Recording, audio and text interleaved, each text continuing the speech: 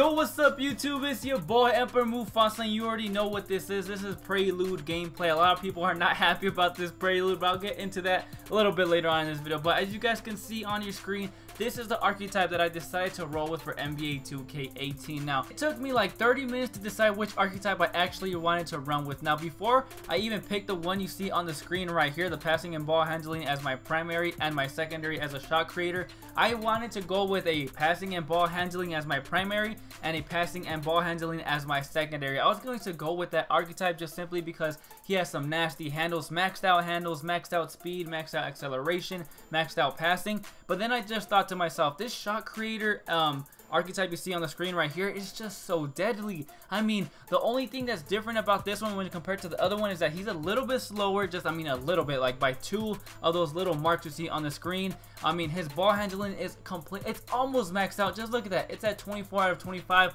So I'm really not sacrificing that much ball handling. And in reality, all you need to be able to do is speed boost. So I'm pretty sure I'll still be able to speed boost with a 24 out of 25 ball handling. So that was my thought process when compared to this. Now, when it came to the speed, remember in 2K17, I usually used to run with a 6'10" point forward, and he really wasn't the fastest dude on the court. But I was still able to get by my opponent just because of those speed boosting drill moves, because my handles were so good. And that was my thought process when I was thinking about this archetype you see on the screen. He might not be that fast, but I mean, he is still pretty fast. 23 out of 25 is extremely fast. But I mean, he won't be fast as a playmaker, but he'll still have the handles to get by you, and he still has that deadly shot. So I did decide to go with this archetype just simply because his attributes to me are just better for my playing style when compared to that pure playmaker. Now, I know a lot of you guys are probably saying the pure playmaker has 5 Hall of Fame badges, he can do all these things. Now just think about it for 1 second. The first thing that came to my mind was when I'm thinking about badges, Hall of Fame badges, the only one I really care about is ankle breaker. I don't really care about Hall of Fame dimer. That's just gonna be good for a team perspective. Now I'm just focused on myself. Sometimes you do have to be selfish, so that ankle breaker badge is the only one I really care about. Do you really think I care about a Hall of Fame lob passer, Hall of Fame flashy passer? Really? Like, you're not gonna grind your ass off to get those badges. They're not really that important. The only playmaking badge that's actually important is that ankle breaker badge, and even that badge supposedly is not that good this year. So why would I pick an archetype based off the badges that go with that archetype if they're not even that good and they won't even support my playing style? So that was my thought process with this shot creating as my secondary. The only badge I cared about was that ankle breaker badge. Even though I didn't decide to go with that pure playmaking point guard, I do know he does have better speed, better acceleration. Like I said, I know he has better ball handling by barely by 1, better passing overall. It wasn't that important for me to pick that archetype over this one you see on the screen. To me, this one just has good as ball handling. You're still gonna be able to speed boost. You have a way better mid-range shot, which is very important this year. His layups, his dunks are better. His post moves are better, even though I'm not gonna be in the post. He actually has a better vertical, which is weird. I don't know why.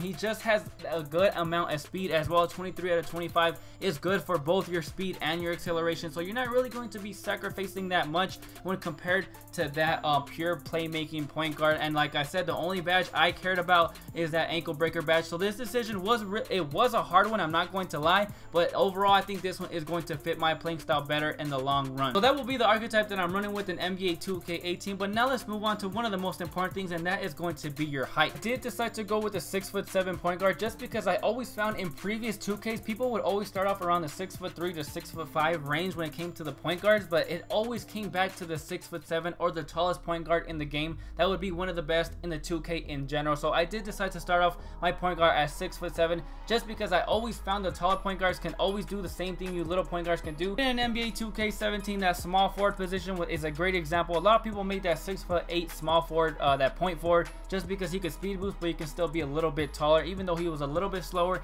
he was just as effective. Now when it came to my wingspan, I maxed out my wingspan. I simply just did not want to make previous mistakes that I did in previous 2Ks into this 2K right here. So I maxed out my height, I maxed out my wingspan, I maxed out my shoulder width. And the reason I did that with my wingspan is because you play better defense, you disrupt people's offense when you have longer arms like this. You do get a a lot more rebounds, so you can rebound with the best of them when your arms are super long, and that means I'll be able to push the ball when I get those rebounds. For my weight, this was the easiest thing. You would just put it all the way down to 180. Why would I want to be big? I'm trying to be faster, so I'm gonna be 6'7". I'll be able to grab that rebound, and I'll be able to go down the court with this 180-pound point guard. Like I said, for my shoulder width, now I know in previous 2Ks or in 2K17, a lot of people said the shoulder width did nothing, but in 2K17 it did increase your arms a little bit if you increase your shoulder width. So I just decided to put my shoulder width all the way up, so that was my thought process with that. For my shooting hand, I put it on right. I always have it on right. I know a lot of people have it on left because you can do a hop jumper better to that side, but I just decided to go with right.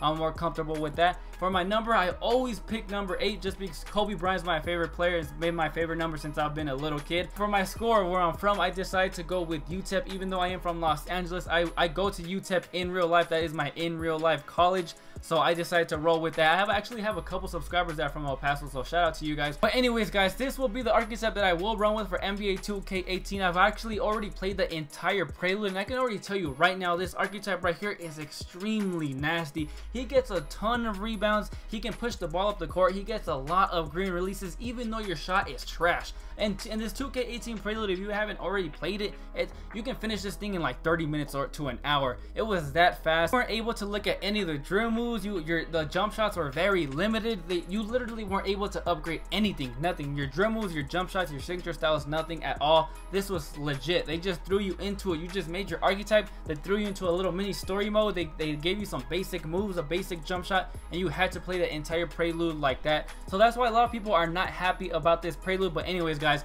let me know in the comment section below which archetype you guys decided to run with. Let me know if you made a pure or an actual build or an actual dual archetype for NBA 2K18. But anyways, guys, that's been your boy Emperor Mufasa. Do not forget to hit that like, hit that subscribe button, and I'll see you guys in the next one.